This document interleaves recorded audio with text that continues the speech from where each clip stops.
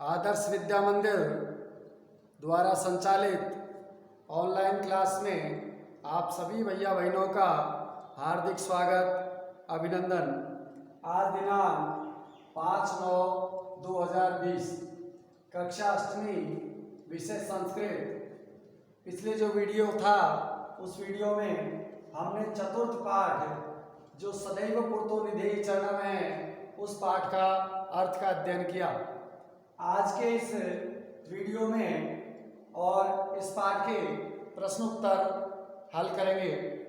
इसमें पहला प्रश्न है पाठे दत्तम गीतम सस्वरम गायत।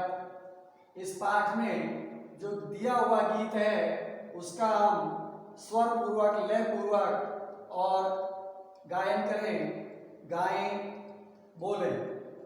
तो इस पाठ में जो हमें जानकारी मिली उस पाठ के अनुसार इस पाठ के गीत में और पज्जटी का छंद का प्रयोग किया गया है। इस छंद के प्रत्येक चरण में 16 मात्राएं होती हैं और इन्हें हिंदी में चौपाई कहा जाता है। तो इस पाठ का जो हमें सस्वर गायन करने का जो बताया है, संकेत दिया है, तो हम इस पाठ के गीत को सस्वर गायन करने का अभ्यास करते हैं।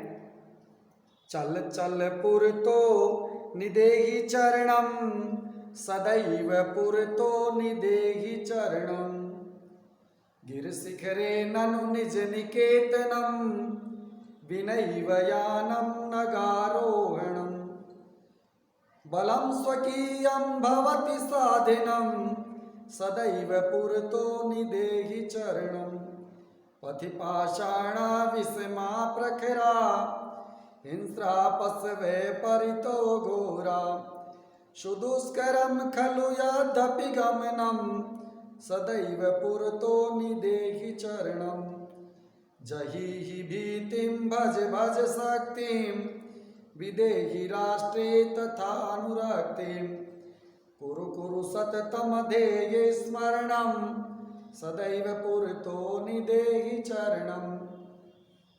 इस प्रकार जो ये गीत है, प्रस्तुत गीत, उस गीत का आप सभी और सस्वर गायन करने का अभ्यास करेंगे, ऐसी मेरी आप सभी से अपेक्षा है। प्रश्न 2 अधोलिखितानां प्रश्नानां उत्तराणि एक पदेन लिखत। नीचे जो प्रश्न दिए हुए हैं उन प्रश्नों का एक शब्द में उत्तर लिखो। क्या है स्वकीयम साधनम की भवती, अपने लिए जो साधन है, माध्यम है, वो क्या है? उत्तर है बलम, अपनी जो शक्ति है, पराक्रम है, वही हमारे लिए साधन है। ख है पथि के विषमा प्रखरा, मार्ग में जो विषम ऊंचे नीचे कटीले हैं, वो तेज हैं, नुकीले हैं, वो क्या है? उत्तर है पाषाण पत्थर। ग है सततम किम करणीयम, लगातार क्या करना चाहिए? इसमें अनियर प्रत्यय है तो चाहिए के योग में लगता है, तो सततम किम करणीयम, लगातार हमें क्या करना चाहिए? तो उत्तर है ध्येय स्मरणम, जो अपना उद्देश्य है, जो अपना लक्ष्य है, वो हमेशा लगातार याद रखना चाहिए। घ है एतस्य गीतस्य रचयिता का, इस गीत के जो रचयिता हैं वो कौन है? उत्तर है श्रीधर भास्कर वर्णिकर। इस पाठ का जो गीत है, प्रस्तुत गीत, उस गीत के जो लेखक हैं वो श्रीधर भास्कर वर्णिकर जी हैं। स कीदृश कवि मन्यते, वो किस प्रकार के कवि माने जाते हैं? उत्तर है राष्ट्र कवि, वो राष्ट्रवादी कवि जाने जाते हैं। प्रश्न नंबर 3 है मंजू सात क्रियापदानि छित्वा रिक्त स्थानानि पूर्य।